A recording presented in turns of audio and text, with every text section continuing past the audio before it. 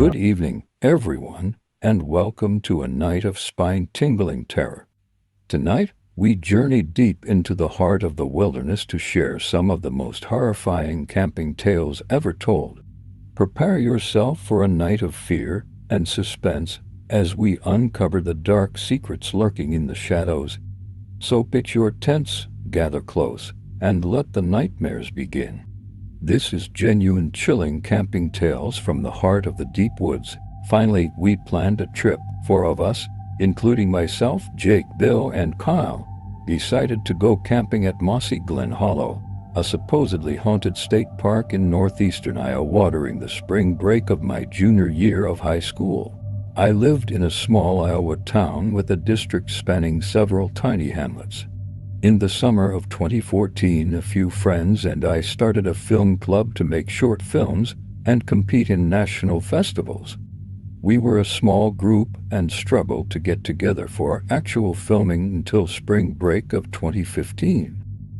Finally, we planned a trip. 4 of us, including myself, Jake, Bill, and Kyle, decided to go camping at Mossy Glen Hollow, a supposedly haunted state park in northeastern Iowa.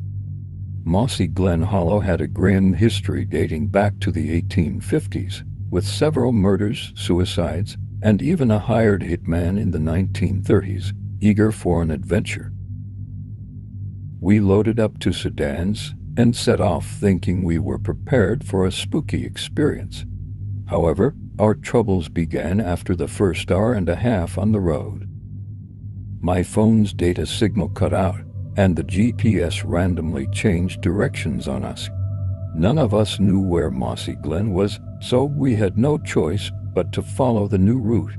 Iowa's land distribution is unique, especially up north where the terrain can be too steep or rocky to farm. Over the decades, these unusable lands often become state parks or preserves surrounded by private property. This explained the private property signs we saw near the lake, adjacent to the unusable boulder-covered creek.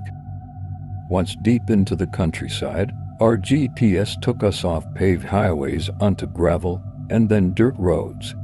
We didn't see the usual state park signs, just endless fields and gravel roads. Another 10 minutes on, the road turned into a Class B minimum maintenance road, which in Iowa means it was barely maintained. As we approached a farmhouse with no lights or activity, the road dissolved into a mess of ruts from last fall's harvest. We parked as far down as we could without getting stuck and unpacked some of our equipment. Hiking down a steepening slope, we found ourselves in a small, dense clump of woods. The scenery was perfect for filming: limestone outcrops, a picturesque footpath, and birds that had returned unseasonably early. At the bottom of the hill, we found a small pond in a grassy clearing with a sign. As it neared dinner time, we returned to our vehicles and drove to the nearest town, Edgewood, for supplies. Edgewood was much smaller than we expected, with less than 900 residents. The locals gave us odd looks, and nobody had heard of Mossy Glen Hollow or why we'd be looking for it. Back on the dirt trail, we noticed the farmhouse lights were off. We left a note on the door explaining we'd be parking nearby to avoid any misunderstandings. Hiking back down the trail, we scouted for a campsite. We found a large clearing with a creek and a small waterfall. Everything seemed perfect until we found a makeshift fire pit with a crude bench and a few personal items like a beanie, a glove, an empty beer can, and deodorant. The beer can had fresh foam, indicating it was recently opened. Jake discovered a small cave with red fabric inside, but before he could investigate, we heard something large moving on the limestone ridge above us. Adequately freaked out, we booked it back to our cars. On the drive back to Edgewood, we processed what had happened. The camp items were too fresh to be old, and the recent rain and cold weather made it unlikely that anyone would bathe in the freezing creek unless they had no other choice. Carl found a report of an escaped convict from a nearby prison and believed it was his camp we found. We reported our findings to the police anonymously but didn't follow up.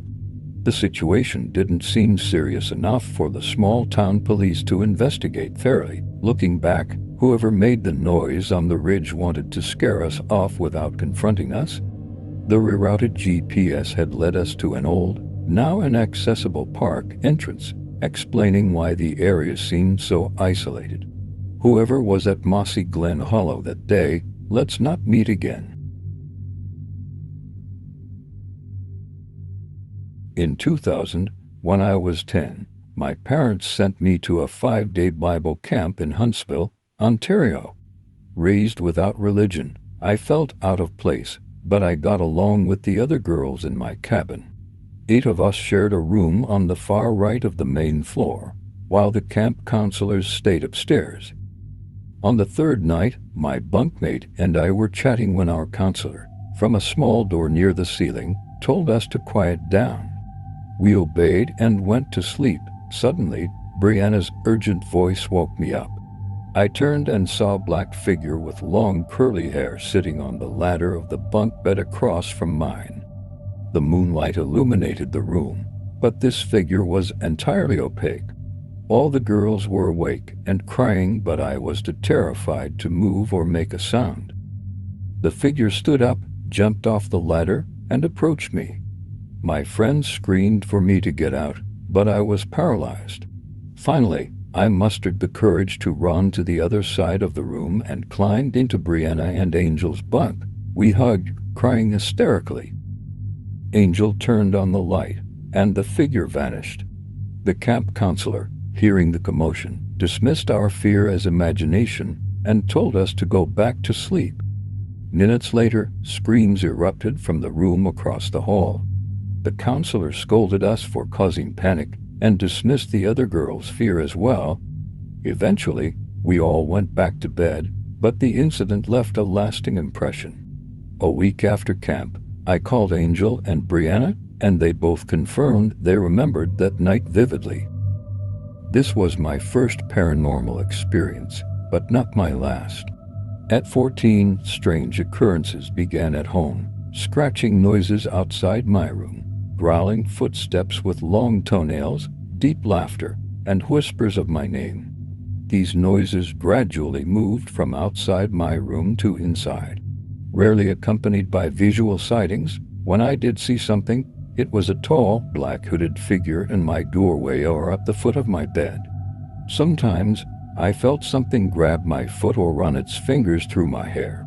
One night, I awoke to see the hooded figure rifling through my dresser. Terrified, I sat up, and it turned to look at me before vanishing. The next morning, I found some of my underwear missing. Weeks later, I discovered my missing bra hanging from a nail in the basement. During the summer, my mom's friend Denise, sensitive to the paranormal, visited. One day, while we were alone in the house, the locked front door inexplicably unlocked and opened. Both shaken, we continued to experience odd occurrences. That night, I heard crinkling noises from makeup wipes on a cupboard.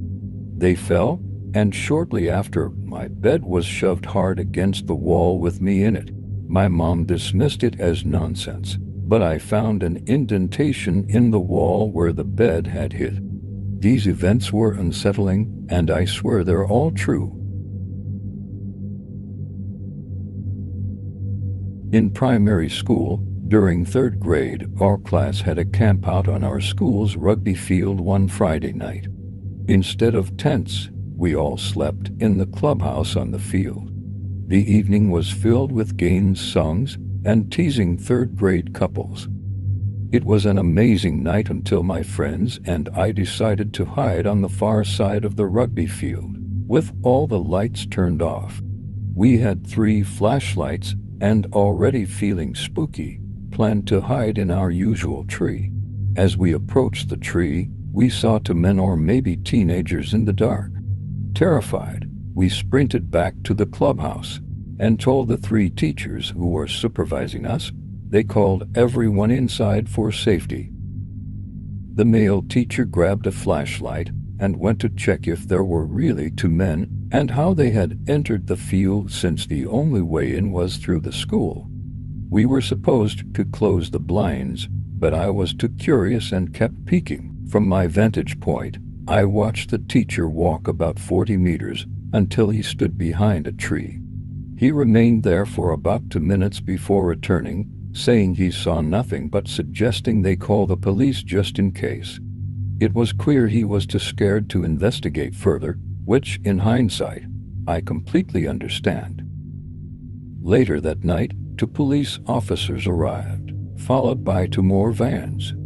We were sent home, and some parents were unhappy about picking us up at 10 p.m. Those without rides had to sleep at the teachers' houses. We were never told what the police found that night, but I was curious and did some digging years later, now that I'm 16.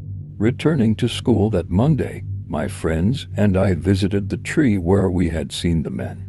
We found it marked with numerous knife cuts and numbers carved into the bark. More disturbingly, there was a large, body-sized hole covered with sand. We decided to avoid that area from then on. Years later, I discovered the truth. A mentally ill person had been coerced into burying a body there that night. We had been incredibly close to it while playing hide-and-seek, and I'm grateful we didn't venture any further. Our fates could have been as tragic as the poor soul being buried on our school grounds. When I was 13, I was in a wilderness treatment program for behavioral issues in the mountains of southern Utah, near a place called Joe's Camp.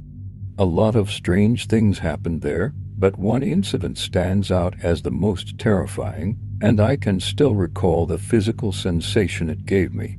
One night, we were sitting around a campfire telling scary stories, and the topic of Wendigos came up. Some people swore they were real, and one staff member mentioned old tales of encounters in the area.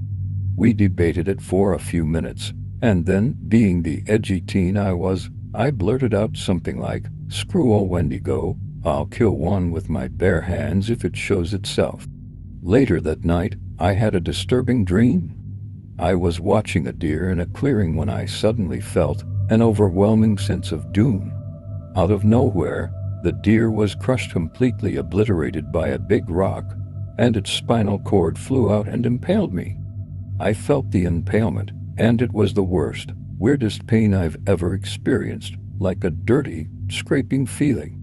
In the dream, I then found myself looking at my feet sticking out from my tarp tent before being violently ripped out of it. I woke up suddenly, sitting in my sleeping bag outside my tent, making the strangest noise I've ever heard, a wheezing screech, like a primal death cry. I quickly crawled back to my tent and wrote it off as a bad dream. I didn't talk about it while I was there, but I don't know how to explain it other than as a weird dream and sleepwalking incident. Even now, remembering it makes me feel incredibly uneasy.